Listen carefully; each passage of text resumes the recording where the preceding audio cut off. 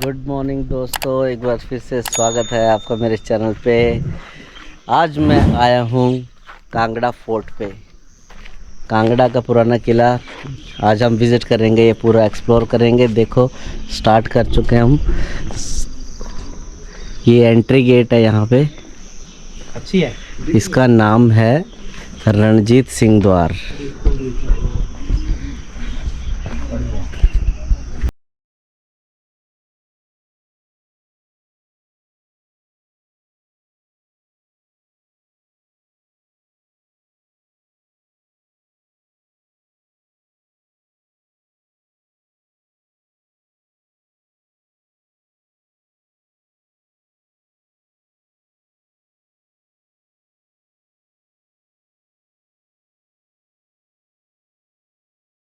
किला उतनी बड़ी उसकी शौर्य और उतनी ही बड़ी बड़ी उसकी बातें।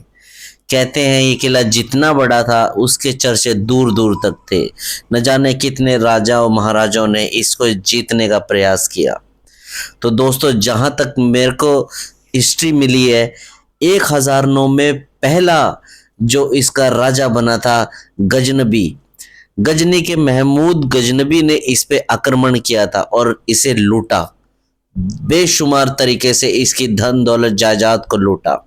उसी के देखा देखी तुर्की के सुल्तान महमूद बिन तुगलक ने इस पे फिर आक्रमण किया और इस पे अपना अधिकार जमा लिया।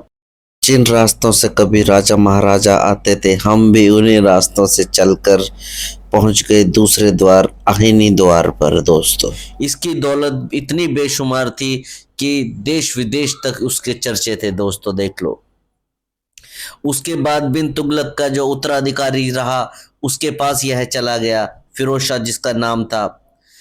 उसके बाद अकबर ने करीबन इतने आक्रमण लड़े, इन दीवारों ने इतने आक्रमण देखे, इतने तीरों अंदाज, इतने भाले बर्छे, इतने तोपों के गोले सहे, लेकिन अकबर सफल नहीं हो पाया। दोस्तों 1615 ईस्वी के आसपास उसने आक्रमण किए इतने, लेकिन वह विजय नहीं प्राप्त कर पाया। कहते हैं 1620 में जहांगीर उसका पुत्र ने इस पे विजय प्राप्त की थी। हम भी दोस्तों ऊपर बढ़ते गए और एक और द्वार आया जिसका नाम था अमीरी द्वार। पर अभी ये आक्रमणों का दौर कहाँ रुकने वाला था, लूट मार कहाँ रुकने वाली थी दोस्तों। अभी तो इन दीवारों ने और बहुत कुछ सहना था। कुछ ही देर चलने के बाद एक और द्वार आता है। ये जो द्वार है इसका नाम है, देखो, जहांगीर द्वार। सोचने वाली बात है दोस्तों, इतने बड़े बड़े द्वार, इतनी बड़ी बड़ी सुरक्षा, फिर भी कैसे इन्होंने इस किले की दीवारों को तोड़ा होगा, कैसे इन किलों को भेदा होगा। उसके बाद फिर से एक विदेशी राजा आया, अहमद शाह अब्दाली। उसने इस पर आक्रमण किया और इसको लूटा और अपने अधिकार में कर लिया। उसने इसे अपने अधिकार में करने के बाद इस किले को घटोत वंश के उत्तराधिकारी के हवाले कर दिया, जिसका नाम था घमंड चंद। घमंड चंद ने इस पे काफी वर्ष तक शासन किया। थोड़ी सी आगे चलने के बाद ही हम पहुंच जाते हैं दर्शनी द्वार। शायद यहाँ से मेन दर्शन होंगे हमें, लेकिन उससे पहले एक तरफ गंगा माँ और एक तरफ यमुना माँ की प्रतिमा आप देख सकते हो। कितनी धुंधली पड़ चुकी है, इससे आइडिया लगाया जा सकता है कि ये किला कितना पुराना रहा होगा। किले का हर ईंट, हर पत्थर ये गवाही देता है कि उन्होंने क्या देखा जो हमने नहीं देखा। कितने आक्रमण उन्होंने सहे और कितने बातें इन ईंटों पत्थरों ने, इन दीवारों ने सुनी। आइए देखते हैं एंट्रेंस के बाद। इतना बड़ा प्रांगण, जब भी कोई राजा यहाँ पे विजय प्राप्त करके आता होगा तो यहीं पे उसके उत्सव मनाए जाते होंगे। ये सामने आप देख सकते हो दोस्तों, लक्ष्मी नारायण मंदिर है, जो कि पूरी तरह तहस नहस हो चुका है, केवल कुछ अवशेष ही बाकी हैं। कुछ स्तंभ होंगे, उनके स्तंभों के ऊपर जो स्तंभों के ऊपर का हिस्सा होगा वो यहाँ पे ये बचा हुआ है, मेरे पीछे आप देख सकते हो साइड में रखा हुआ है। उसके बाद दोस्तों क्या हुआ यहाँ पे मैं आपको बताता हूँ। इतने राजाओं को पराजित किया, लेकिन वो राजा कहाँ मानने वाले थे। जो पराजित राजा थे उसके बाद उन्होंने फिर से एक महाराजा थापा की मदद मांगी, और महाराजा थापा ने किसी तरीके से इनको एक बार फिर से हराया गया, संसार चंद्र जी को हराया गया। और उन्होंने क्या किया कि उन हारने की वजह थी, कोई एक द्वार उन्होंने खोल लिया था, जिसकी वजह से वो हारे गए थे मैदान में। महाराजा संसार चंद्र जी किले को अपने अधिकार में लेने के लिए फिर महाराजा रणजीत सिंह के पास जाते हैं और उनसे संधि करते हैं, और उनके संधि के अंतर्गत फिर आक्रमण करके युद्ध करते हैं और किले को अपने अधिकार में ले लेते हैं। तो महाराजा रणजीत सिंह जी एक बार फिर से संसार चंद्र को इस किले का उत्तराधिकारी बना देते हैं। तो महाराजा संसार चंद्र ने इस किले पर काफ़ी वर्ष तक शासन किया। शासन करने के बाद जब उनकी मृत्यु हुई तो यह किला वापस महाराजा रणजीत सिंह के अधिकार में चला गया। महाराजा रणजीत सिंह ने काफ़ी वर्ष तक इस किले पे अपना अधिकार जमाए रखा, लेकिन उसके बाद जब अंग्रेज़ों का दौर आया तो अंग्रेज़ों ने फिर से यह किला उनसे छीन लिया और अपने अधिकार में कर लिया। और अंग्रेज़ों का दौर ख़त्म होने के बाद तो फिर दोस्तों मालूम ही है कि जितनी भी हमारी सरकारी इमारतें थी, सरकारी धरोहर थी, हमारे ऐतिहासिक धरोहर थी, सब जाके जो है हमारी सरकार के कब्ज़े में आ गई, सरकार के कंट्रोल में आ गई। तो दोस्तों ये था कांगड़ा किला का एक इतिहास।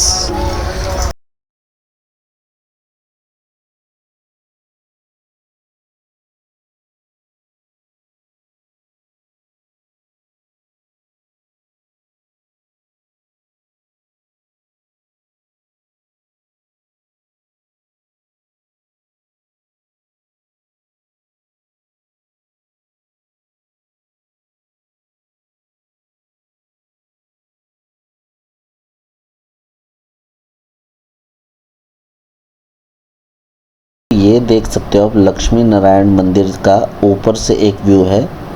छत पूरी गायब है यहाँ से, और देख सकते हो कि पीछे पूरा का पूरा एकदम मतलब एकदम ऐसी कलाकारी की गई है, पूरा मंदिर का मंदिर छाप दिया गया है। इतनी सुनहरी कलाकृति जो की गई है बहुत ही गजब है।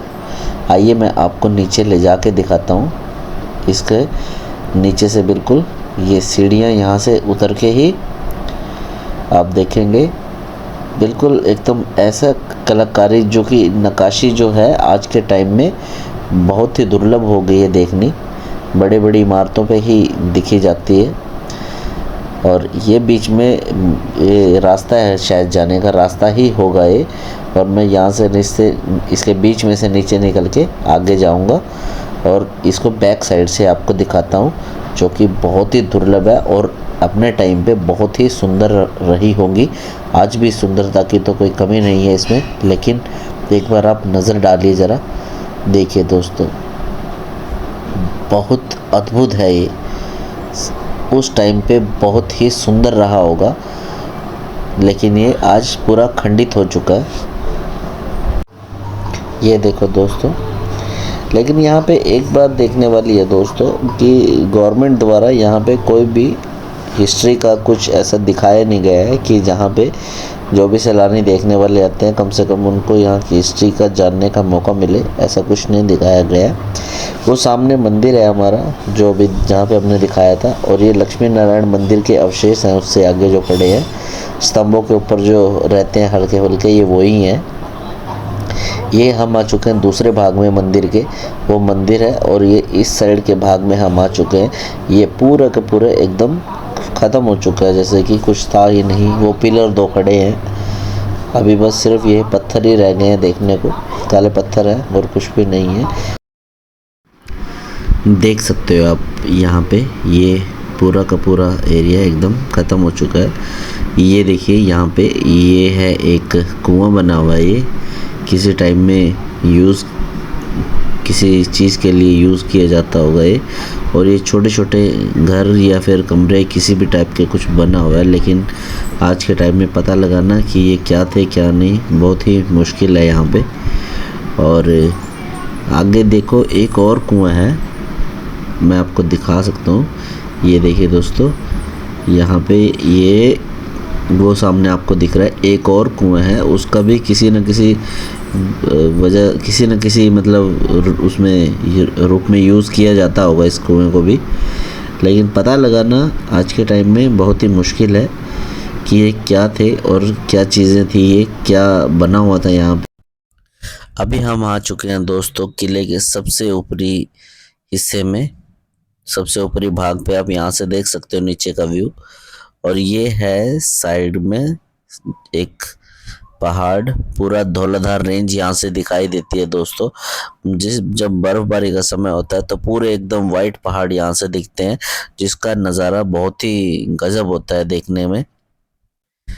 ये दोस्तों पीछे की साइड में एक रास्ता है, यहाँ पे ये जंगल है पूरा, लेकिन यहाँ पे जाने का एक रास्ता है और वहाँ पे पूरा प्रॉपर अच्छा सा रास्ता बना हुआ है, झाड़ियाँ वाड़ियाँ लगी हुई हैं इसमें।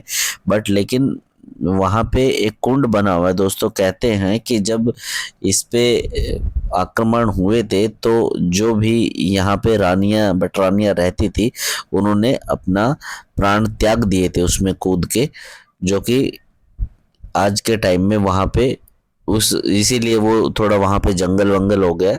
कुछ लोगों का मानना है कि वहाँ पे आज भी उनके आभूषण वगैरह हैं और वो मानते हैं कि यहाँ पे बेहद बेशुमार बहुत ही कीमती खजाना भी दबा हुआ है। लेकिन दोस्तों मुझे तो डर लगता है, मैं तो गया नहीं हूँ वहाँ पे।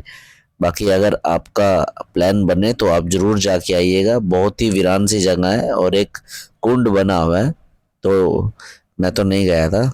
ये देखिए दोस्तों मैं आ चुका हूँ और पीछे अभी, और यहाँ पे भी ये एक सूखा सा पेड़ है और बैठने की कुछ सीट्स लगी हुई हैं। ये साइड में भी एक कुंड बना हुआ है, यहाँ पे दिखा देता हूँ आपको। ये भी किसी जल संरक्षण के काम आता होगा शायद, यहाँ पे बारिश का पानी वगैरह वगैरह इकट्ठा किया जाता होगा जहाँ तक मुझे लगता है। और ये देखो यहाँ पे भी कुछ द्वार रहे हैं, कुछ तो रहा ही होगा यहाँ पे। ये मैं आ गया हूँ एकदम बैक साइड में, किले के बैक साइड में। यहाँ से आप देख सकते हो एक पीछे नदी बह रही है और उस पे शायद एक प्लांट लगा हुआ है।